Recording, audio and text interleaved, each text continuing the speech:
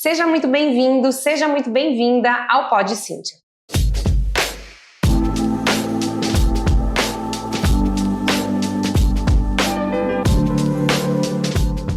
Eu sou Cíntia Soares, mentora, mestre em educação, musicista, fonoaudióloga, e esse canal é destinado a donos e donas de escola de música que querem aprender mais sobre empreendedorismo, assuntos relacionados à educação musical e também a assuntos que trazem mais compreensão para o nosso trabalho diário. E no episódio de hoje, eu recebo aqui com muita alegria e já agradecimento a duas queridas amigas médicas, que são a doutora Carolina Scheffer e a doutora Ana Adelina. Meninas, sejam muito bem-vindas. Obrigada mais uma vez, é uma honra estar aqui, viu? Obrigada. Muito obrigada pelo convite, Cíntia. É uma honra participar com você desse podcast, junto com a minha querida amiga Carol também. Ótimo. A gente já começou aqui, na verdade, conversando no início, nos bastidores a gente já trocou umas ideias, porque esse momento do nosso encontro é um momento único, né? Que a gente não se encontra assim todos os dias, às vezes a gente não tem oportunidade, e é uma oportunidade ótima, além de nós nos encontrarmos, também levarmos tanto conhecimento e o dia a dia do que vocês fazem para todo mundo, né? Excelente, a gente já está aqui faz um tempo e acho que vamos ficar. Vamos, tá ótimo. Meninas, para começar, eu queria que vocês explicassem um pouco sobre a atuação profissional de vocês, porque afinal de contas vocês têm a mesma especialidade, as duas são médicas, otorrinolaringologistas, porém cada uma atua numa frente. A Carol, ela é otorrino, foniatra e especialista em neurodesenvolvimento. A Ana Adelina, otorrino, otologista e especialista em desenvolvimento auditivo. Então explica um pouquinho mais sobre a atuação de vocês, por favor. Então eu acho que em toda a área tem acontecido isso, né? A gente vai subespecializando dentro da música, da fonoaudiologia e da medicina e da otorrino também, né? E aí eu me encantei aí nesse caminho pela foniatria. A foniatria é uma área de atuação da otorrinolaringologia que trabalha com diagnóstico médico de comunicação, linguagem e aprendizagem. Então, chegam aquelas crianças, principalmente adolescentes, com transtornos de aprendizagem, atrasos de fala, dificuldades no discurso, narrativa, compreensão, né? E a gente tem que fazer esse diagnóstico diferencial aí, desafiador, mas muito prazeroso. Esses dias eu vi no Instagram você falando de um diagnóstico de autismo que você deu para uma família e que gera uma ansiedade no especialista, gera uma ansiedade na família, mas que você conduziu o caso de uma maneira tão leve e que a família trouxe isso, né? Obrigada por ter deixado esse momento tão leve. Então, há uma responsabilidade muito grande nesses momentos, nas conduções. Sim. Não é fácil, né? A gente sabe que por mais que a família às vezes saiba do diagnóstico, existe sempre aquela esperança de que a gente vai trazer algo diferente, né? Alguma solução, alguma coisa que seja milagrosa ou revolucionária e às vezes não. Mas eu acho que a gente como profissional da saúde e que precisa trazer esses diagnósticos, a Ana também, né? A gente precisa ter muito esse cuidado com as palavras, essa empatia, esse acolhimento, porque muitas vezes uma palavra que a gente pode falar naquele momento pode ecoar para a vida inteira dessa pessoa, dessa família, né? Esse cuidado, a gente precisa ter esse cuidado e eu tento me preparar, me concentrar, pedir a Deus para me guiar para trazer um momento assim realmente leve. Sim. Né? Ana, aqui a gente vai aprofundar um pouquinho, então conta um pouco da sua especialidade e também desses casos que você encontra, né? Como a Carol mesmo falou, né? Dentro da otorrino tem as sub-áreas e eu me apaixonei também pela otologia. Então, a otologia trabalha, né, com a reabilitação auditiva, diagnóstico de surdez, perda de audição, e não é só isso, né? Hoje em dia, as cirurgias de ouvido são cirurgias muito detalhadas, que precisam de treinamento. Então, a gente faz desde cirurgias de ouvido crônico, doenças, né? Então, otite de repetição, perda de audição que precisa fazer implante coclear. Então, o otorrinolaringologista especialista em ouvido, né, que é o otologista, a gente precisa ter todo esse treinamento cirúrgico e também da parte de reabilitação auditiva e investigação, né? E como a Carol trouxe, tem que ser leve, né? Porque os pacientes, por exemplo, na minha área, com perda de audição, muitas vezes a gente pega, né, com o diagnóstico de perda, como que a gente dá esse diagnóstico para uma família, né, para uma criança que tem uma perda de audição, de repente uma perda de audição que vai precisar fazer um implante coclear. Então, a gente tem que realmente pedir para Deus iluminar com muita leveza e traçar todo um caminho aí de perspectiva, porque a gente lida com essa ansiedade e muitas vezes eles esperam um milagre, né? E um milagre às vezes não tem. Tem tratamento, tem acompanhamento e tem também um acolhimento. Eu acho que é isso que a gente tem que fazer nas duas especialidades aí que a gente tem muito recurso, né? Eu Sim, acho que as pessoas têm terapias, demais, né? Funcionam Terapias, muito. E na área da Ana, então, o céu é o limite. Né? Isso mesmo. Tecnologia está demais. Né? Exatamente. E, falando um pouco da área da música, da educação, a música, a comunicação humana, a audição, a oralização, tudo caminha junto. Então, a especialidade de vocês, a otorrino, é uma especialidade que trata muito disso e que olha para essa comunicação inteira, não é algo pontual, não é só ouvir, não é só o falar, é uma comunicação que acontece no dia a dia. Isso para crianças em fase pré-escolar, isso para crianças em fase de desenvolvimento, já pensando depois na socialização, para um idoso que às vezes tem alguma questão auditiva. Então, é um profissional que acompanha toda a vida na área da comunicação humana, e todos esses detalhes têm que ser olhados e conduzidos, caso tenha uma doença ou não tenha, né? Às vezes é só uma qualidade de vida.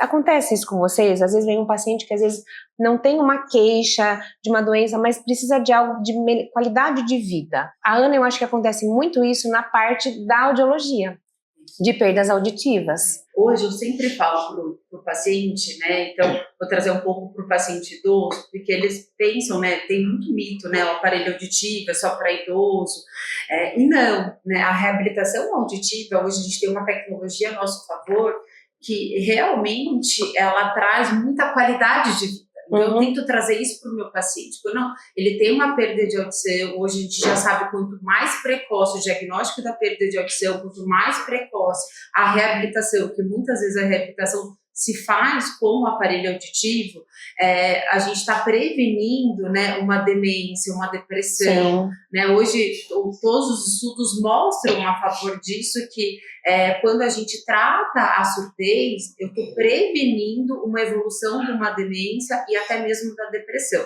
Hoje em dia, o tratamento da surdez é o único tratamento modificável pensando na demência. Então, é muito importante a gente fazer esse diagnóstico, e é para isso. Então, quando eu trato uma surdez, eu tenho uma melhora da qualidade de vida. Eu não estou tratando propriamente uma doença, eu só estou trazendo uma qualidade de vida, onde ele vai se comunicar melhor, ele vai entender melhor, ele vai escutar uma música que sempre gostou, entendeu? Muitos músicos também acabam tendo essa qualidade sonora. Então, é isso mesmo, é uma qualidade de vida no dia a dia. Muito bom. Carol, agora pensando na comunicação humana, o que é considerado esperado no desenvolvimento da comunicação, da linguagem, nos primeiros anos de vida? E quais sinais as famílias ou os professores da escola podem identificar que, tem alguma coisa aí que não está legal e que pode encaminhar para uma avaliação? Eu acho muito legal quando você usa a palavra comunicação, né? Porque é isso mesmo, né? As pessoas pensam e esperam muito a fala, né? A fala assim, nossa, o dia que meu filho fala pela primeira vez, né? E o que fala também, porque a gente faz aquela competiçãozinha, que fala mamãe, fala papai, primeiro. A família fica aí ele fala o esperando. nome do cachorro, né?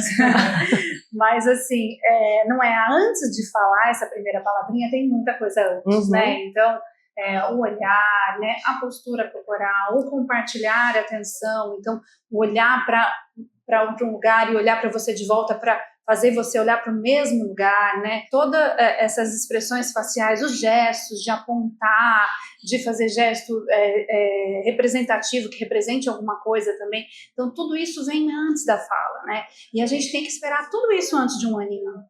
E às vezes a gente vê muito ainda hoje, né? Ai, mas é tão pequenininho, ai, mas é preguiça, mas por que você dá tudo na mão dele? Ai, é porque ele é filho único, ou porque não está na escola. Mas não, né? Isso é esperado, isso precisa estar acontecendo até um aninho, né?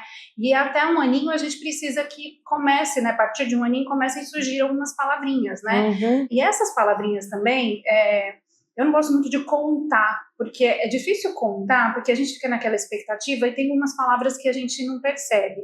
Às vezes a gente está esperando que a criança fale bola. Não vai falar bola, às vezes vai falar bola, e aí você não percebeu. Às vezes a mãe chega no consultório e fala, não tá falando nada. Aí eu tô ali conversando, já ouvi uma meia dúzia de palavras, sabe? Da criança. Porque a gente não tá esperando uma palavra foneticamente correta, a gente tá esperando, né, um som que signifique alguma coisa que ela usa como função comunicativa, Sim. né? Então, essas palavrinhas têm que surgir nesse primeiro aninho.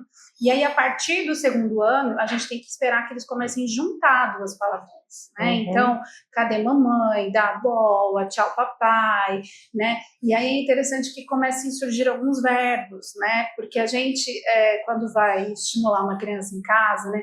A gente fica muito assim, como chama isso? O que é isso? Que cor é essa? Primeiro que ela fica bombardeada de perguntas, né? Quer brincar com essa criatura, né? E outra coisa que a gente também acaba ensinando palavras que não têm função de comunicação, né? O dar, o não, o quer, os verbos também têm que aparecer aí nesse segundo ano, né? E um marco super importante, 3 anos, que é a gente, uma criança que consegue falar para um adulto estranho ou entender. Né? Claro que ainda com trocas, mas é uma criança que você chegar aqui e começar a falar com você, você tem que entender ali no contexto, né? A grande maioria das palavrinhas. E se isso não está acontecendo, a gente precisa procurar ajuda. Perfeito. E aonde procura ajuda? Para quem que essa família recorre? É para o pediatra, é para o fonoaudiólogo, é para o foniatra? Para quem? Porque eu acho que também acontece às vezes de não ir porque não sabe com quem falar. Não sei nem para onde. Não tem... uma regra. Uma reserva de mercado em relação a isso. O melhor é o foniatra. Porque eu sou foniatra, então me procurem. Procurem quem estiver perto de vocês. Né? Eu tenho acesso ao pediatra. Fala com o pediatra. O pediatra não achou que não tem, mas eu, como mãe, eu sim. Se a mãe acha, gente, vai nela, porque ela normalmente sabe. Então, não concordou com aquela resposta? Procure outra pessoa, mas procure quem estiver perto, né? Muitas vezes quem está mais perto é o pediatra, né? Mas o pediatra, o fonoaudiólogo, o foniatra, todos são capacitados para atender essas crianças. Para atender.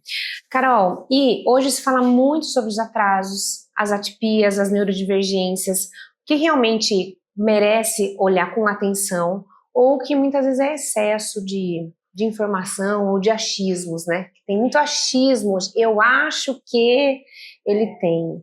Isso acontece muito com o autismo. A gente vê, às vezes, algumas famílias, principalmente da área, mães da área da saúde, mãe médica, é um perigo. Amiga, deve beber uma água agora. Mas é que às vezes... Mãe fonoaudióloga também, é um perigo. Eu tenho pacientes assim. Porque a gente começa, em vez de curtir o filho da gente, a gente começa a procurar critério diagnóstico para transtorno, sabe? Eu já fiz isso. E aí a gente já fez isso, E aí a gente precisa tomar esse cuidado para não passar do ponto também, né? Mas existe sim um medo desse diagnóstico, né? Assim, ai meu Deus. E às vezes não cumpre critério para autismo, mas cumpre critério para um outro transtorno, por exemplo, o TDL, que é muito mais frequente e que também não é bolinho, não, também não é fácil. E às vezes a família fala, graças a Deus não é autismo, então vamos seguir nossa vida, não preciso mais me preocupar, e também não é assim, né? Preciso olhar para isso. Preciso olhar, né? Então eu acho que o mais importante é olhar para a criança como ela é, como indivíduo, né? E não querer colocá-la em nenhuma caixinha de neurodivergência ou de nada disso, né? É claro que o diagnóstico, ele ilumina, ele ajuda, a gente direciona, ele traz, mas ele não deve ser, assim, a nossa prioridade. Eu acho que a prioridade tem que ser a criança. Não é para ter medo do diagnóstico. Na verdade, o diagnóstico é uma excelente ferramenta. Sim. Porque com o diagnóstico, o médico, o terapeuta vão conseguir conduzir aquele caso para ter êxito e para ter sucesso, porque nenhum paciente, ele é limitado. Ele consegue desenvolver habilidades. E se você consegue o diagnóstico, você tem o diagnóstico, você sabe exatamente onde você tem que estimular aquele paciente. Muitas vezes, né, Carol, a gente não consegue fazer um diagnóstico precocemente. Também. Tem tempo hábil a gente sabe que isso é responsável, né? A gente às vezes não sai falando que a gente não tem, né? Tem tanta todo certeza, claro que tem, né? né? Todo o desenvolvimento da criança, para aí sim, no momento exato, fazer o diagnóstico. Sim. E enquanto isso, vai fazendo, excluindo, fazendo as terapias, tendo os nortes, né? Para que chegar no momento certo e a idade, né? Todo o processo. E é muito importante dizer isso, que assim, para começar a estimulação, as terapias, a gente não precisa do diagnóstico. Sim, né? Porque às vezes a gente acha que tem que ficar esperando um laudo para a escola poder ajudar, ou esperando um laudo para a fonoaudióloga poder começar, e não, né? A gente tem que começar com o que a gente tem, né? E agora, é claro, que o diagnóstico também, eu enxergo ele como, realmente, assim, a gente falou, como uma luz, sabe? A luz que às vezes traz um luto, uma questão, uma aceitação, até eu conseguir. Eu vejo que é uma questão de pertencimento, sabe?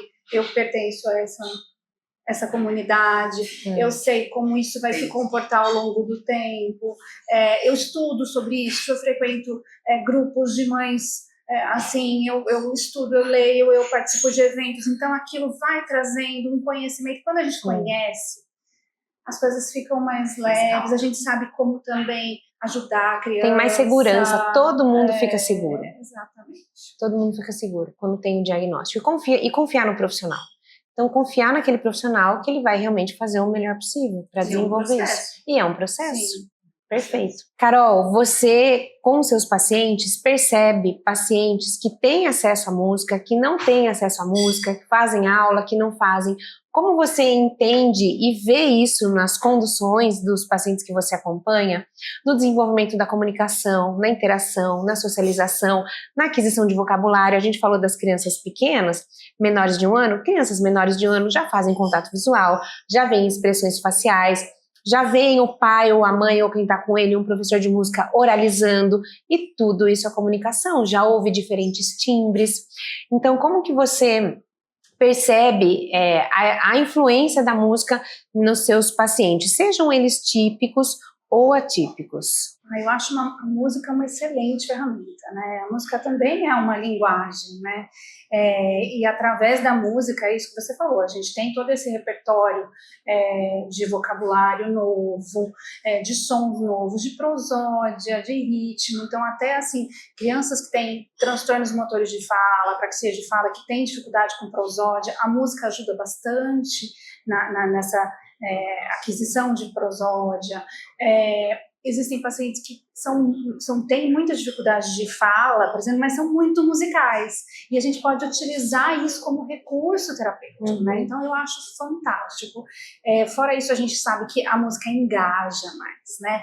E todo o aprendizado, ele é potencializado quando a gente tem engajamento, quando a gente tem conexão, quando a gente tem esse desejo de estar ali, né? Então, eu acho que isso é fantástico, é um recurso sensacional. E acho que também até, né, para processamento auditivo, né, para a gente fazer toda essa discriminação fonético-fonológica, para a gente fazer esse mapa cerebral de diferentes fonemas, assim, é riquíssimo. Eu acho fundamental. Ana, acho que você deve perceber isso também, e algo que eu queria acrescentar é que quando a gente canta, a gente fala palavras, vocabulários, forma frases que no cotidiano a gente não forma. Então isso adquirem novos vocabulários, palavras que a gente pode chamar de duas jeitos para falar a mesma palavra, o mesmo objeto.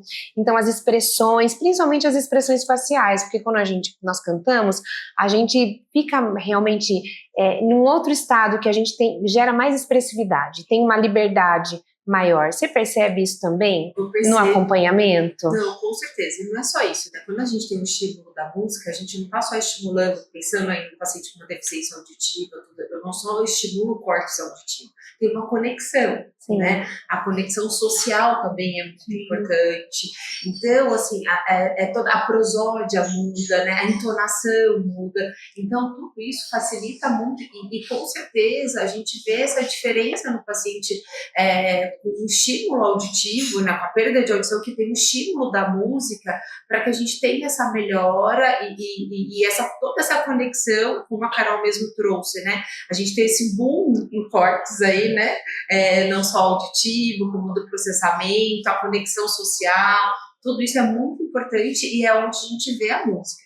E no meu dia a dia mesmo, eu tenho alguns pacientes que são implantados, que têm perda profunda, que são reabilitados e que fazem música, que tem a melhora da sonoridade. Então, isso é muito importante. A música, com certeza, estimula e ajuda muito e é fundamental para a gente pensar nesse processo aí de reabilitação, né, tanto de linguagem como auditiva.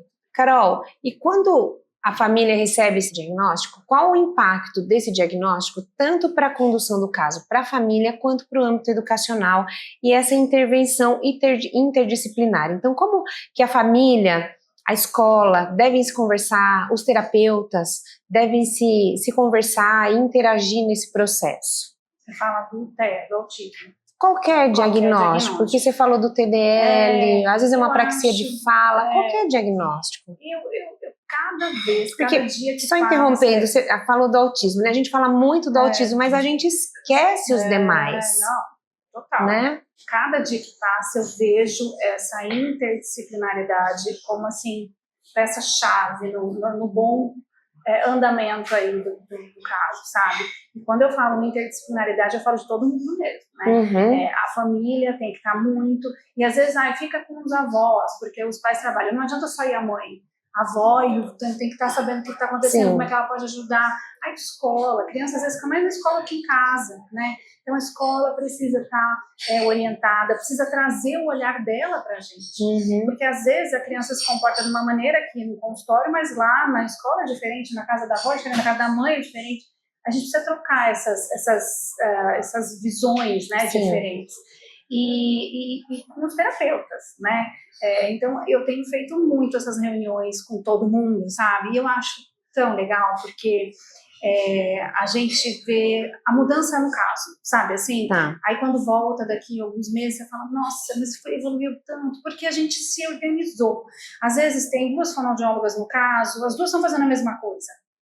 Não precisa, né? A gente pode, olha, então você trabalha aqui, eu trabalho ali, e aqui você, nós estamos com muita coisa física, vamos tirar aqui, vamos colocar ali. A hora que a gente organiza tudo, a gente facilita para a criança, eu aprendo muito, porque eu consigo entender o olhar de todo mundo, né? Uhum. E eu acho que é benéfico para todo mundo, não consigo entender ninguém que saia prejudicado nesse lugar. Né? Perfeito, porque muitas vezes as famílias vão para outras escolas, para as outras atividades, não contam, não ambientam todo mundo, olha, ele tem uma questão assim, tal caso, você precisa conduzir de algum jeito. Isso acontece muito com as escolas de música, com os professores que eu vejo, né? Então vem algum professor falando assim, olha, eu acho que o aluno é autista, mas a mãe não falou nada. Eu falei, você precisa perguntar, e você não pode achar nada, você precisa saber se realmente é. Eu ouço muito isso, eu acho que ele eu acho que ele pode ter. Não, ninguém pode achar, eu sou muito firme, incisiva com eles, você não pode achar nada. Quem vai achar é o médico não vai inclusive achar, ele vai olhar hipóteses, vai avaliar e vai diagnosticar ou não, e a partir daí a gente conduz. Então eu percebo que há uma falta de esclarecimento mesmo dos educadores, dos pedagogos em geral. Estou falando da cadeira de professora de música porque são os que eu tenho mais contato, mas há realmente uma falta, mas as famílias também podem e devem levar isso para todo mundo. Então se a criança, além da escola normal, faz outras atividades, todo mundo precisa estar sabendo o que vem acontecendo. E eu percebo que às vezes a família não quer. É comum. Porque eles ficam assim, vão marginalizar, vão rotular, vão, né, isolar.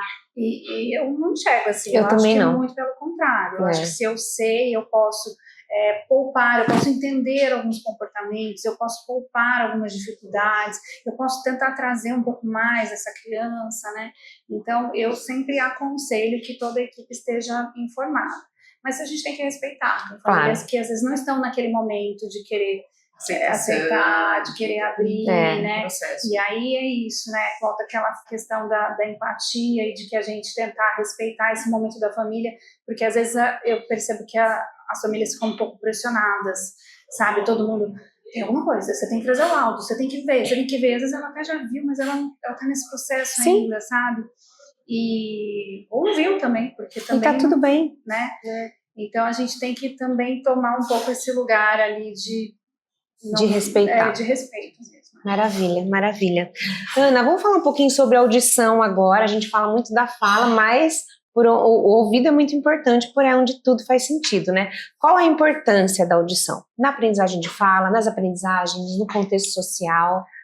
Eu brinco que a audição é o topo, né? A gente precisa escutar a primeira Concordo. coisa para depois desenvolver todos os processos. Então é importante a gente falar, né, que o bebê começa a escutar com 24 semanas já, né? O sistema auditivo já está lá intraútero, quando ele começa a escutar a voz da mãe, então tudo isso já começa a ter essa interação, né? Então aí isso vai desenvolvendo cada vez mais para que sim a gente tenha a comunicação, a linguagem, todo o desenvolvimento aí da fala. Então, a audição é fundamental. Eu vou trazer um pouquinho do gancho da Carol, quando ela trouxe aí, né, dos marcos de desenvolvimento da fala, da comunicação, tudo isso, que é muito importante que a gente faça a avaliação auditiva nesse processo, porque, infelizmente, ainda hoje tem, né, a Carol pega bastante, eu também, o paciente que vem, às vezes, com diagnóstico de alguma neurodivergência, tudo, e não tem uma avaliação auditiva.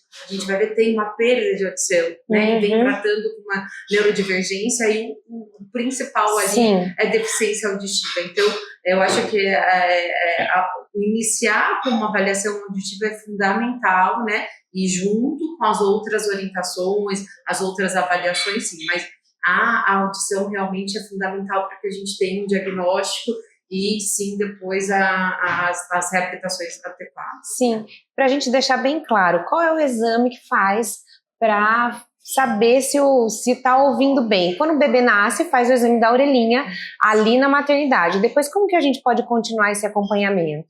O exame da orelhinha hoje é muito legal, porque no Brasil é obrigatório, tá? É uma lei. Então, toda criança que nasce é obrigatório fazer o exame da orelhinha, que a gente vai ver, é uma triagem. Se o paciente ali tem, a criança, né, recém-nascido, tem alguma deficiência, quando tem a falha, aí precisa ser encaminhado para o otorrino para fazer toda a investigação. Então, esse é o primeiro momento que a gente tem um contato para saber se o bebê escuta ou não. E aí, depois, com o passar da idade, né, geralmente, se tem algum atraso de fala, se tem alguma neurodivergência, se tem algum outro fator de risco, por exemplo, paciente que nasce com prematuridade, se tem alguma infecção materno-fetal, é importante a gente começar a fazer um acompanhamento, porque isso pode ser uma perda, pode ser o exame da orelhinha tá normal, mas pode vir ser uma perda progressiva. Então, esse paciente precisa de um acompanhamento mais de perto. E aí, os que não têm, né, esses casos, normalmente, se tem algum atraso, com 2 anos de idade, a gente consegue, primeiro, é o BERA, né, até assim, hoje em dia, a gente já sabe, dependendo da fonoaudióloga, ela consegue fazer uma audiometria a partir dos 6 meses. Mas a gente sabe que é difícil, mas de uma maneira geral, a gente, para crianças pequenas, a gente consegue fazer o BERA, né, que é um exame que não dói, nada, normalmente a criança faz dormindo, e aí depois de uma certa idade, geralmente acima dos 2 anos, tudo isso a gente consegue fazer uma audiometria. Então, esses são os exames principais, né, a triagem auditiva, que é o teste da orelhinha, o BERA, entendeu, e a audiometria. E uma outra fase que é muito importante a gente ter uma visão também é na fase pré-escolar, né, dos 7 anos. É essencial. A criança começa a alfabetização aí, então, assim, muitas escolas já têm isso no currículo, avaliação auditiva no primeiro ano, mas não são todas, mas isso é fundamental também. A criança fazer uma audiometria quando entra no primeiro ano para a gente fazer o diagnóstico precoce e ter certeza se está tudo bem a parte auditiva. Sim, eu fiz visual na Bia, também, né? Visual também. Visual também, isso mesmo. Fazer tanto no oftalmo quanto no otorrino fazer essa avaliação. E quem pede esse exame é o otorrino, sempre. Porque às vezes as pessoas também não sabem onde pedir. Sim, porque a gente fala muito da avaliação do quem faz o exame é a fonoaudióloga. Mas por que o otorrino? Porque muitas vezes tem alguma infecção associada. A gente fala muito das otites silenciosas, né?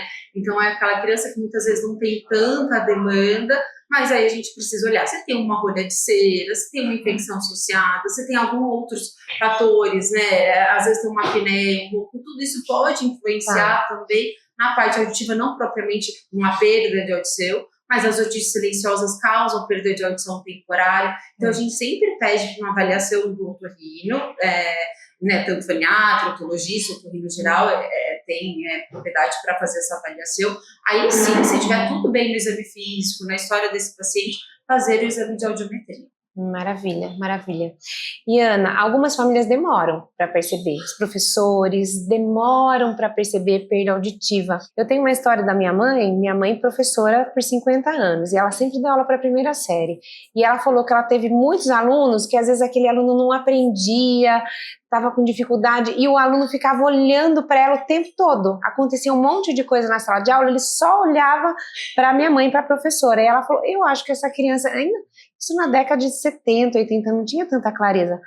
E ela falou, eu acho que esse aluno tem perda auditiva, e mandou, realmente, ele tinha ali 30%, 40% de perda auditiva. Então, olha a dificuldade para esse aluno que ele tinha de aprender, mas o cérebro dele funcionava, ele não tinha dificuldade de aprendizagem, ele só tinha uma perda auditiva. Isso é comum ainda? Sim, é comum, né? É muito comum. E aí, eu falo assim, quando a gente tem uma perda profunda, é fácil, né? Então, a criança vai ter um atraso no desenvolvimento, não vai adquirir a fala, a linguagem, tudo. É fácil de perceber, né? Você diz. É a percepção da família. É, a criança que você fala, né? Tem todo um atraso aí. Agora, o que a gente mais chama atenção são as perdas leves. Né? Então, o que são perdas leves? Uma otite silenciosa, ou mesmo tem algum problema, né? Uma alteração genética, tudo isso que vai fazer uma perda leve, que muitas vezes vai ter a percepção numa troca de fonema, numa dificuldade escolar, né? Como sua mãe mesmo trouxe. Eu recentemente peguei uma paciente que tinha dificuldade, era um caso super interessante, assim, ela estava numa competição de judô, aí o professor falava assim, agora são os meninos, ela levantava a mão. E aí o pai teve essa percepção, falou, não é você, sabe, assim, e ela tinha uma perda leve, então no ruído intenso ali, ela tinha dificuldade de entender. Então essa é a maior dificuldade que a gente tem das perdas leves, que muitas vezes passa desapercebido. E aí eu volto a falar também da otite silenciosa, que é aquela infecção de ouvido que é muito comum na primeira infância, que tem a ver com a secreção nasal, hipertrofia de adenoide, que muitas vezes os pais não têm a percepção, e às vezes, eu chamo, mas ele é distraído mesmo, né? E ela é silenciosa, né? E ela é silenciosa, porque não dá dor, não dá sintoma. O que a gente percebe a gente só vai ver no exame físico, só no né? exame físico. É isso aí. E aí que a gente começa a linkar. Às vezes a criança, é TDAH, por exemplo. Às vezes ela só não está escutando, né? Isso. Não é porque ela não está prestando atenção, né? Ela não está escutando. Então a gente precisa, antes de dar diagnósticos, né? A Ana bem falou, a gente precisa ver a parte fisiológica, né? A parte sensorial. Então, a audiometria, eu brinco que assim, é obrigatório. A avaliação auditiva, você pode não fazer nenhuma coisa que eu te pedir, mas a avaliação auditiva você vai ter que fazer. Sim. E às vezes as pessoas recusam, né? Principalmente porque o BER às vezes precisa de sedação, porque a audiometria às vezes não é fácil, precisa ir mais de uma vez, né? Mas assim, o quão importante é esse exame, né? Mesmo que os pais falam, mas escuta, eu falo, ele hoje responde. E aí eu falo, escutar não pega o diagnóstico de perda leve. Exato. Então, isso que é o grande problema. Me preocupa muito são essas perdas leves. E o esforço cognitivo que vem disso. Isso que eu ia falar. Na hora que você pontuou, né, que essa criança ela não tinha dificuldade na aprendizagem, mas imagina o esforço auditivo. Imagina o final do dia dela, como que era. Exausto. Ela não quer mais brincar no final do dia. Irritabilidade. Isso. No final do dia. Isso não só para criança, né? Eu pego adultos com perda leve e jovem, às vezes, que tem perda leve, que chega no final do dia estão exaustos. E aí tem relação com essa perda, né? Então, esse olhar que a gente tem que ver, imagina, eu sempre explico, o esforço auditivo que essa criança, esse adulto faz para chegar onde ela chegou, é muito grande. Isso acontece com óculos também. Vocês repararam? Quando eu não usava óculos, eu ficava pensando assim, eu chegava no final do dia, mais cansada. Eu falei, gente, eu quero tudo que poupe meu esforço cognitivo e deixe para o que precisa. É melhor. Gente, né? Com certeza. Na sua visão, a música pode contribuir para isso, para a percepção auditiva, para a atenção, para a discriminação de sons? Você percebe isso nos acompanhamentos que você vem fazendo, até do seu próprio filho, né? Sim, Porque os nossos filhos são um grande laboratório, né? Para nós, coitados.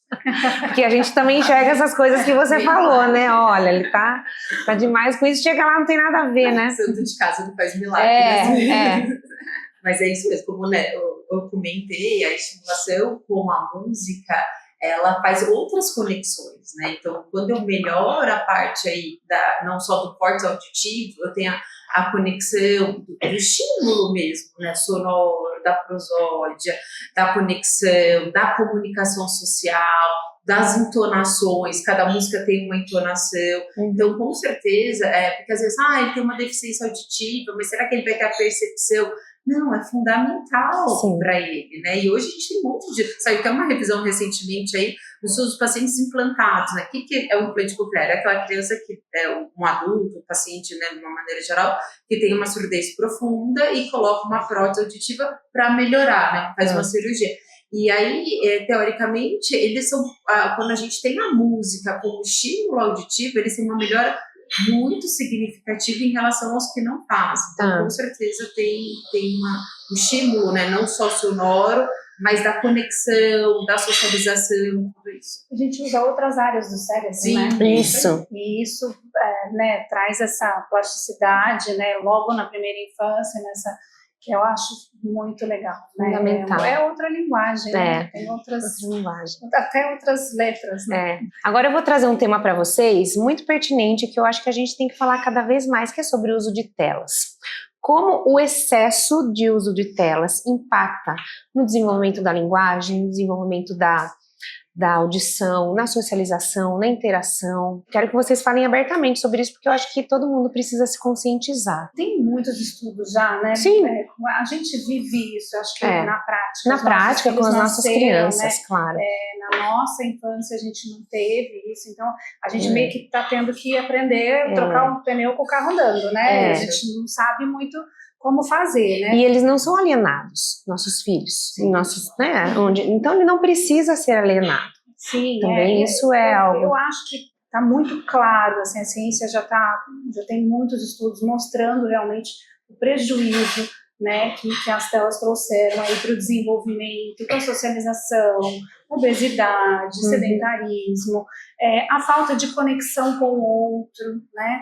Porque a linguagem ela vem da interação social, né? A linguagem, ela vem do desejo de se comunicar com o outro. E esse outro não pode ser a tela. Ela não substitui de maneira nenhuma, né? Então, traz muito prejuízo, né? Mas, por outro lado, eu entendo que a gente não tem como voltar atrás, né? Sim. É daí pra frente. É daí pra frente, exatamente. Enfim, eu não sei, eu vejo com um pouco de ressalvas esse radicalismo do tipo, os meus filhos não usam, não veem, não tem. Eu tento filtrar o que eu faço na minha casa. Claro. Eu tento filtrar o tempo, a gente tem aplicativos, né, que a gente pode ficar monitorando, né, que tipo de conteúdo, o quanto tempo tá ficando, né. Eu acho muito importante a gente não usar a tela como babá, sabe? Então, a tela tá ali, nós vamos precisar dela, né, a mãe está sozinha, vai fazer um jantar, mas deixa na televisão da sala, para todo mundo interagir, o que você está passando ali, comentar. você está entendendo o que está acontecendo, o que ele está assistindo, você comenta o que ele está assistindo junto com ele. Então você interage, canta junto, vê a história, né? Então eu acho que isso traz um pouco diminui um pouco esses malefícios, né? E um outro assunto que eu tenho trazido também é a questão da educação digital, né? Eu acho que é muito difícil, eu tenho dificuldades pessoais de fazer isso, mas eu tenho tentado, assim, até desde que eles eram muito pequenos. Então, começando com ficar muito na tela faz mal para a sua cabecinha, uma linguagem bem te deixa menos inteligente, menos criativo, você consegue brincar menos, né? Então, eu trazia essa linguagem mais simples. Hoje em dia, eu pego um pouco mais pesado. Olha, tem gente ruim aí dentro. Não eles vão crescendo, você consegue já trazer outra informação. Porque tem, né? Sim. E aí a gente tem que começar a ensinar algumas coisas que eu não esperava ter que ensinar, mas assim, Não tire foto do seu corpo, não mostre para ninguém. Sim. Não compartilhe nenhuma foto que não seja sua, que seja de um outro coleguinha, porque a gente está cansado de ver esse tipo de crime que os pais são responsabilizados hoje em dia, né? É muito ruim você depreciar outra pessoa se você não está... eu sempre falo desde que brincadeira que o outro não está se divertindo não é brincadeira. Sim. Né? Então, assim, a gente tem que trazer também isso, né? Tá. Então, para além desse desenvolvimento cerebral, esse desenvolvimento de educação. De consciência. De lidar com o outro, né? Uhum. Que eu acho que as coisas vão se perdendo um pouco nisso. E, às vezes, dentro da nossa casa, né? Porque antes a gente estava na rua, nossos pais estavam preocupados. Agora eles estão no quarto, a gente está desesperado. Isso, bem eu isso. Falo, não só são as crianças, nós também. Nós também. Né? Então, acho que parte um pouco da gente. A gente tem que ter um equilíbrio, não dá para voltar atrás, a tela tá aí. Sim. E achar sempre como um equilíbrio. E eu falo, às vezes a gente mesmo pega desapercebido, tá lá, rolando o feed do Instagram e o filho querendo falar e a gente tá lá. Então, acho que primeiro a gente tem que se policiar. Bastante. Para depois também cobrar, né? E tentar o equilíbrio.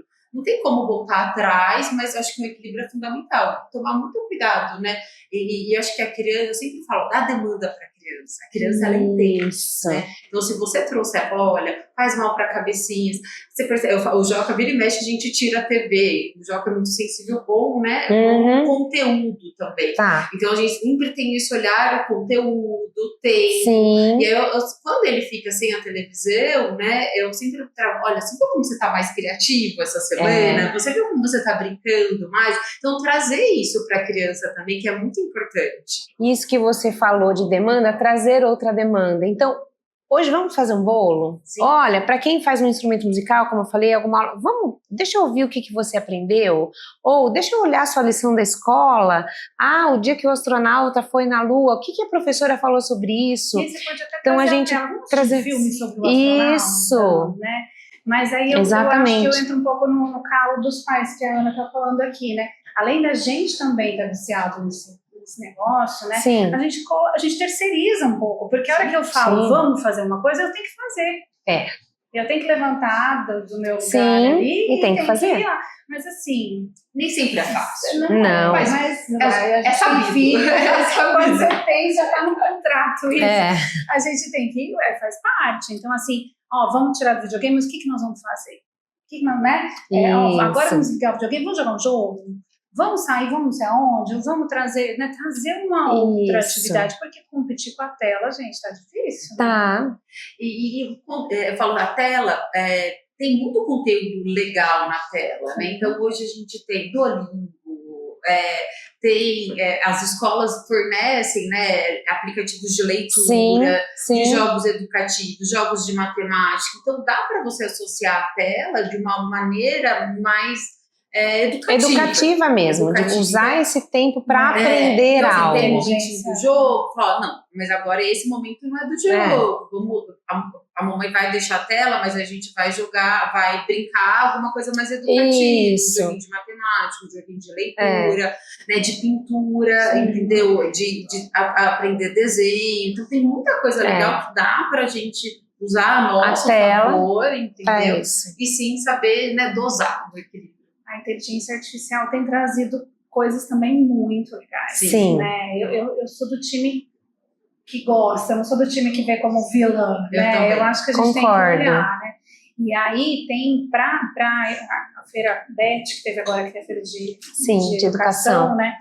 Trouxe já no ano passado, esse ano trouxe de novo, uma amiga minha foi, minha irmã foi, e tem inteligência artificial fazendo uma triagem no aprendizado de cada aluno. Então, por exemplo, a avaliação é na inteligência artificial, e aí, por exemplo, você está respondendo uma pergunta.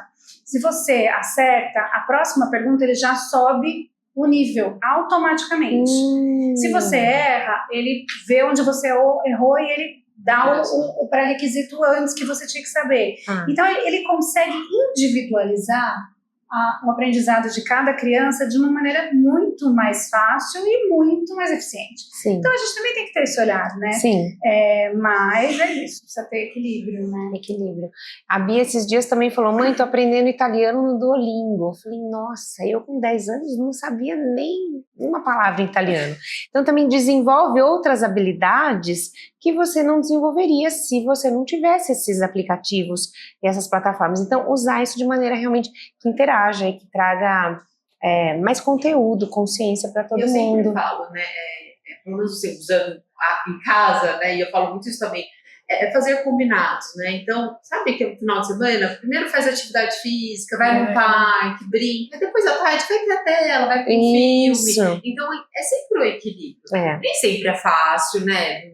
Nós somos mães, a gente sabe que tem a demanda, a semana mais agitada, mas sempre propor isso, né? Então, eu vou brincar de manhã, tiro o tempo pra correr, pra andar de bicicleta, e à tarde a gente vai assistir um filme, à tarde eu libero um desenho, tudo, porque realmente é o equilíbrio, né? Senão, e a tecnologia tá aí, a IA tá aí, nós somos da era que viveu as duas gerações, né? Entendeu? Então, a nossa geração é complicado isso, né? A gente não sabe o que é certo e o que é errado. Né? Será que pode ficar? Será que não pode? Pode ficar muito? Não pode? Você fala, não, mas a minha infância eu não fazia, mas a infância hoje é outra. Mas não, tem que ter os inegociáveis, né? Como a Ana falou do esporte, né? Eu acho que o esporte tem que ter, né? A gente não, isso é inegociável. Primeiro você vai fazer isso, né? E a outra coisa que eu vejo muito são as crianças com muita coisa muito rápido, né? Então, vendo gerar ansiedade também. Vídeos muito rápidos, né? Então, esse tipo de conteúdo também é interessante a gente também explicar para os pais. Que o interessante é que a criança veja um filminho que tem o começo, meio e fim, que tem uma narrativa, uma historinha. Aquele que ela fica vendo, que ela vai passando ali no shorts, né? Tá, vai passando, aquilo gera uma liberação de dopamina e uma procura por mais, que gera uma ansiedade. A gente vê claramente isso nos nossos filhos quando eles estão muito, né? Eles não conseguem esperar, eles não conseguem fazer nada, não tem tudo. É uma coisa, né? E isso, às vezes, a gente consegue resolver sem remédio, tirando e filtrando esse conteúdo, né? Muito bom isso, Carol, dos vídeos, porque às vezes a gente ouve o WhatsApp na velocidade vezes 2, né? Porque a gente quer economizar tempo, mas às vezes a gente acaba gerando outra coisa, né? Eu reservo uma parte do meu dia hoje para ouvir os WhatsApps e as respostas que eu tenho que trazer ali para os mentorados, para os alunos com calma. Para que eu também não faça a resposta atravessada, para que eu não dê a resposta errada. Precisa também, hoje em dia, mais uma hora que a gente precisa reservar dentro do nosso dia para isso. Mais uma demanda. Né? Porque senão, se durante o dia você vai fazendo o WhatsApp de vocês bombam ali, né? O meu também. E às vezes tem que dar um monte de respostas, mas eu preciso de um tempo para olhar para isso com calma, para trazer essa devolutiva. Isso, e as pessoas têm que... às vezes atravessada, isso, não pode. Né? Não pode. E as pessoas também têm que ter paciência para isso. Às vezes eles querem uma resposta num tempo desumano, que a gente também não consegue fazer. Fica mandando uma interrogaçãozinha. Mais ou menos por aí. Pensando em saúde e educação, como que isso funciona de uma maneira saudável? Pensando em professores, educadores, que tenha o contato com terapeutas, com médicos, num determinado caso. Como que isso, a maneira ideal disso acontecer de uma maneira saudável? O que vocês sugerem? Que se façam reuniões, que as pessoas entendam o que está acontecendo, que busquem informação, porque vocês têm muito essa demanda, né? E eu estou trazendo aqui de uma cadeira de educadora, porque também às vezes a gente precisa saber de alguns casos, aprofundar para conduzir melhor a metodologia. Eu sou muito parceira de escola, sabe? Eu vejo às vezes as pessoas, quando eu digo pessoas, a família, os terapeutas, às vezes muito em pé de guerra, escola, sabe? Porque não quer dar auxiliar, porque não quer isso, porque não responde, porque... E eu acho que a gente tem que ser parceiro, sabe? Porque às vezes está todo mundo com 4 pedras na mão. A escola já... Esses dias eu fiz fazer uma reunião com a escola que as duas entraram assim, sabe? A gente sempre olhando, o que ela vai querer falar, sabe? E assim, não, eu tô aqui para ajudar, eu quero ser tua parceira, o que você tá precisando? Não, olha, a gente tá tendo essa dificuldade com a família, não, tudo bem, eu vou orientar, Então, assim, a gente se ajuda, né? É bom para todo mundo. E quem sai mais ganhando é a paciente, né? Eu sempre falo, nós estamos aqui para somar. né? Não é para competir, não é para tirar pedra, nada disso, sempre para somar. E quem ganha nessa soma é o paciente. E muitas vezes o que o paciente traz no consultório não é o que às vezes ele traz numa psicóloga, não é o que ele traz numa sessão de fono, não é o que é o comportamento dele da escola. Então, quando tem essa interação, essa comunicação, quem ganha, né, nessa soma, e o que a gente percebe no dia a dia quando tem essa interação, melhora muito. Melhora muito. Sim. Porque às vezes um comportamento na escola, né, desafiador, opositor, pode ser decorrente de uma questão auditiva, pode ser decorrente de um esforço cognitivo que ele está fazendo por conta de uma questão de linguagem, pode ser a falta de recurso de linguagem, e ele tem que expressar de uma maneira mais corporal, e às vezes a escola não sabe, não tem obrigação de saber. Sim. E eu falo que eu tenho, assim, não é pena, mas eu me coloco no lugar da escola, porque assim, gente, do nada, né, surgiu um monte de inclusão, um monte de gente diferente. Sim. Então chega lá, meu filho tem que sentar na frente, não, meu filho tem que sentar atrás, não, meu filho não pode isso, não, meu filho pode, e às vezes é uma professora que tá ali Sim. tentando, sabe, equilibrar esses pratinhos todos. Então se tiver alguém de fora para falar, olha, funciona melhor assim, né, tenta desse jeito, né, ajuda, né, porque também tá difícil. Total, né? sim. E diagnósticos que às vezes faz o diagnóstico, depois volta, é um diagnóstico diferente, não era aquele. Então, realmente... E às vezes eles não têm essa formação, é uma descoberta, assim, porque não. o professor na pedagogia, ou, não tem. Não teve, né? Tem muita coisa que tá mudando. Nova, diagnósticos novos. Sim. Né? E assim, eles vão melhorando na área da pedagogia. E, claro, muitas vezes eles vão tentando melhorar também nesses diagnósticos do neurodivergente, tudo, mas é difícil, né? 100%. A apraxia de fala mesmo, quando eu acabei a faculdade há 20 anos, não existia apraxia de fala. É uma patologia nova. O TDL mesmo. O TDL também é novo. Existiam outros nomes, isso. né? Ninguém falava sobre isso, né? Isso. Os trabalhos mais recentes de transtorno motor de fala, de apraxia, é de 2017, Olha 2019. Lá. Então é recente, né? O consenso do Catalyze, que colocou o nome no TDL e tudo mais, é de 2016. Então são novo. coisas que, né, relativamente recentes. Então a gente tem que trazer essa informação, esse conhecimento, porque as pessoas não têm obrigação de saber. Sim, né? total. Eu fiz um curso de foniatria em 2014, não tinha TDL, era o DEL. Era outro nome. Era 2014, né? Recente, eu fiz uma especialização em foniatria, né? Mas não Sim. É só para ajudar na deficiência auditiva e nos diagnósticos, e não tinha o TDL. Não tô falando de do ano passado. Mas é por isso que eu falei que a gente se subespecializa, né, meninas? Porque assim, as coisas vão mudando tanto, né, dentro de cada área, né, que não dá, a gente não consegue acompanhar todas as áreas, né? Sim. Então, dentro do que é da foniatria, eu tô por dentro, mas não me pergunte nada de outra coisa, porque eu já não sei mais. Claro, porque é muita demanda dentro de cada especialidade. Na odontologia, eu tô toda por dentro. Na foniatria, a gente manda pra mim. Isso. Pois essa é a parceira. Isso vai lá com ela, o que ela falar, a gente conduz aqui. Que bom, né? Vai somando. Outro dia até a gente se encontrou no consultório, você falou, encontrei a Carol. Eu falei, Carol, vamos tirar uma foto? Porque as pessoas pensam que a gente nos conversa, mas nós somos amigas. Então assim, todo mundo trabalha junto, todo mundo quer ajudar. Eu falo assim, vai operar com ela, se fosse meu filho, eu levaria. Então você vai tranquila, porque ela é muito competente, ela é muito boa. E as pessoas têm essa ilusão, né? Que são duas otorrinos na mesma cidade, tem essa rivalidade. Muito pelo contrário. Senhora, quanto mais a especialidade se unir, os profissionais se unirem, melhor. Para todo mundo. A gente não dá conta de tudo, a gente não sabe tudo. E eu acho que o perfil, né, meu e da Carol, a gente é humilde. Né? Humilde para falar, olha, não sei. Não dou conta. Não dou conta. Né? E a mesma coisa na parte, assim, eu faço a parte de avaliação auditiva, interpretação auditiva, só que chega um momento e falo, olha, não dá mais pra mim. Eu preciso da Carol. Isso aconteceu com a minha filha. Eu melhorei a otite, melhorou a audição, ele tá escutando, mas não tá indo. Isso aconteceu com a minha filha, que a gente foi pra broncopediatra, agora a gente precisa olhar pro pulmão, então a gente precisa de um outro especialista. Acho que né? Tá tudo bem, claro.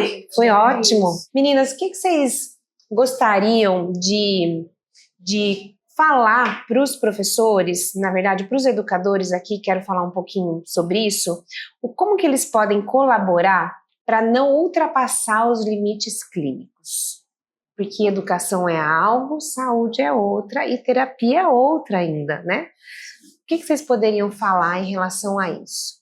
Olha, tem uma frase que eu ouço tanto de escola quanto de terapia de família, que é: escola não é clínica, né? Ou a escola não tem paciente, ela tem aluno, né? Uhum. Então, isso é importante porque cada um tem que estar no seu quadrado mesmo. Eu acho que você, como professor, precisa olhar o que você está vendo, que está fora do que você está esperando. Uhum. Você precisa comunicar à família, mas, porém, contudo, todavia, aquela primeira conversa nossa do cuidado, da empatia, não dê nome, né? Não dê suspeita diagnóstica, porque não é o seu papel.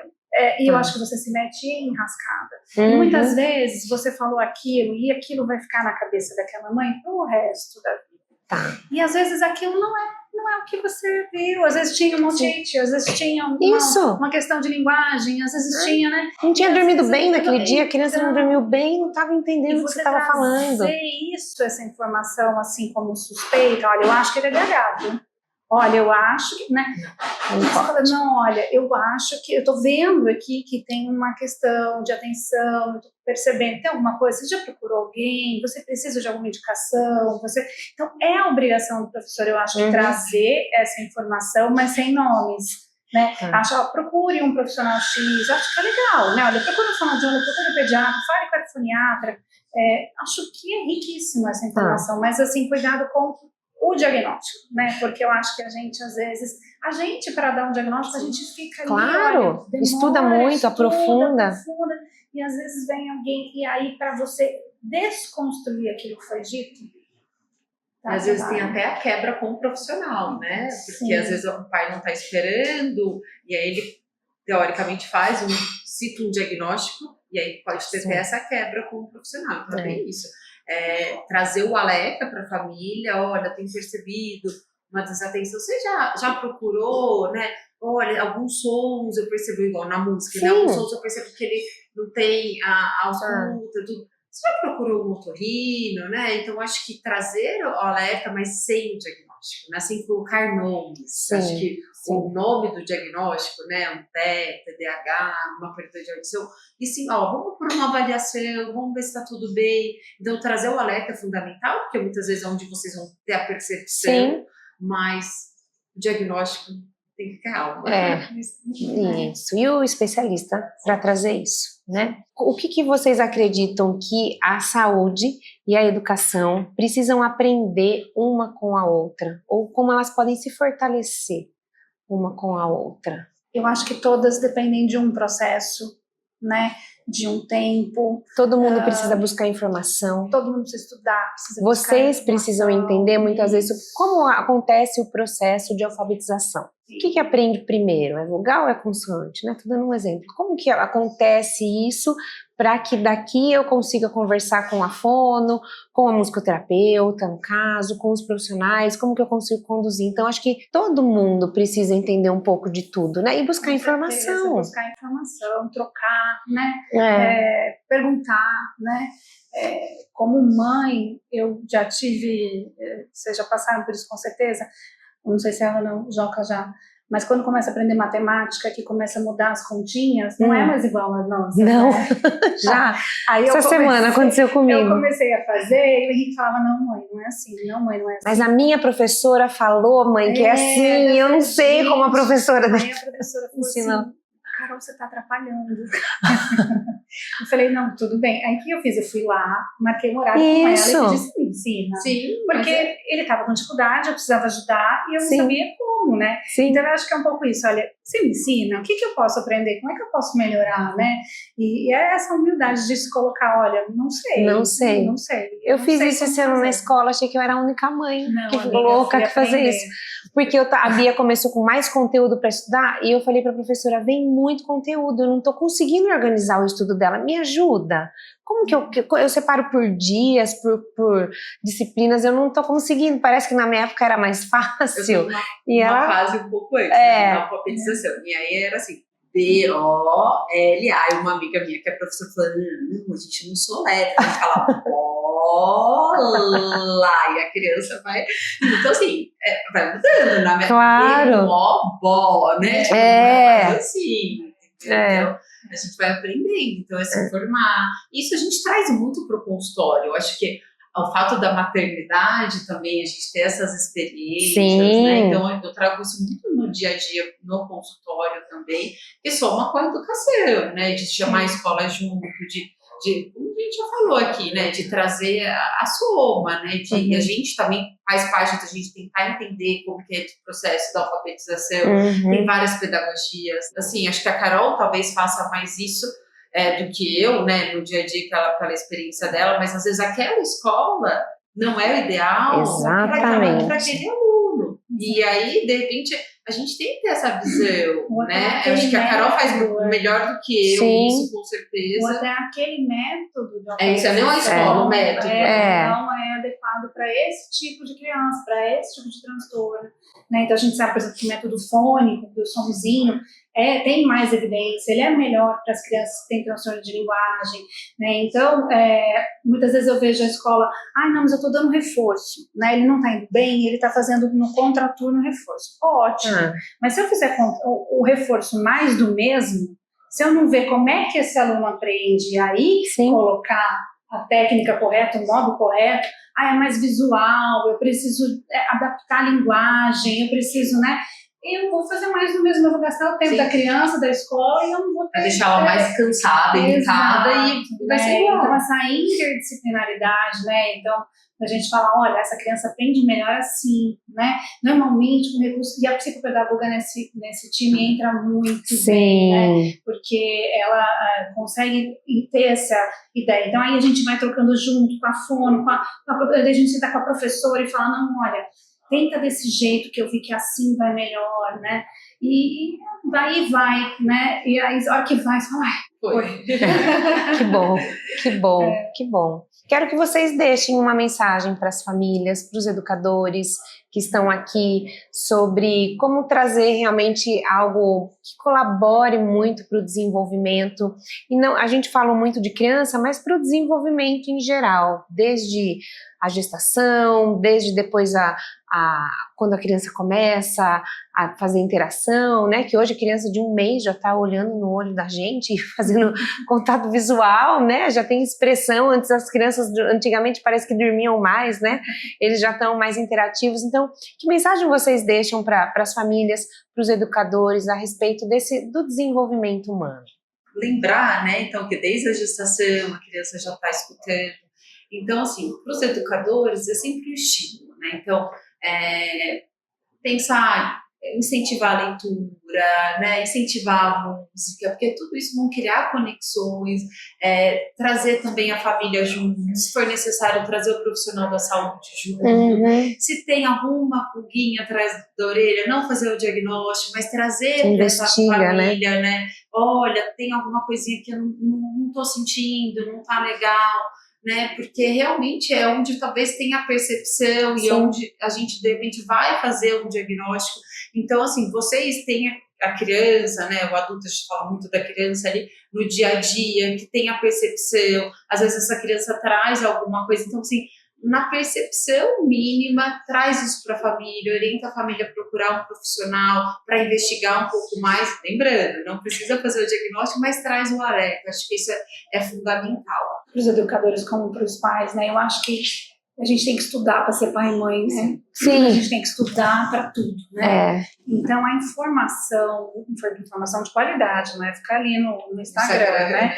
Mas ela traz muitas vantagens ali no nosso dia a dia, né? Muita sabedoria de como lidar, muita empatia, né? Quando a gente entende como funciona o cérebro de uma criança, as fases de desenvolvimento, como que é o adolescente, né? Por que ele está se comportando daquela maneira, né? A gente já foi, mas a gente não lembra. Mas a gente pode pensar, né? O que está acontecendo dentro do cérebro dele para ele estar desse jeito? Por que ele está mais arredio? Então, quando a gente estuda desenvolvimento, né? Eu sou claramente apaixonada por isso, mas assim, a gente estudando, eu acho que fica mais claro, fica mais fácil, mais leve. E a gente consegue compreender melhor e aceitar melhor. Porque muitas vezes a gente fica brigando, por exemplo, com o adolescente, não, preciso que você vá, não tem que ir, você tem que ficar lá sentado. Não é um momento de isolamento. Então, né, respeitar um pouco essa fase. Mesma coisa, criança, tem que ficar sentadinho aqui agora. 3 horas esperando sem dar um pio. Gente, não vai ficar, não tem controle inibitório, não tem fusão executiva. Na hora que tem você energia. estuda, né, isso, você também compreende que o que está dentro do esperado e não cobra demais essas pessoas também. Sim. Perfeito. Queridas, muito obrigada de novo, viu? Pelo tempo de vocês em terem vindo aqui, deixado os consultórios e terem vindo aqui. Obrigada, muito obrigada mesmo, viu? Contem comigo, imagina. Contem comigo. Com a gente também. Sim, com certeza. Com certeza. E para os cafés também, a gente precisa marcar uns cafés. Porque a Ana já trouxe umas dicas boas aqui de se vestir, né? De loja. A gente tá anotando tudo, então é só no café que acontece isso. A gente precisa. Eu espero que você tenha gostado desse nosso episódio. Eu quero deixar um agradecimento aqui ao Júlio e a toda a equipe do Sucrelavi, do Café Sucrelavi, aqui em Piracicaba, interior de São Paulo, que gentilmente cedeu esse espaço aqui para a gente gravar esse episódio. Para finalizar, quando um ser humano, uma criança, um adolescente, um adulto, ele é compreendido, ele realmente consegue ter a noção dele, da existência no mundo e para que ele veio e para que essa comunicação aconteça da melhor maneira possível.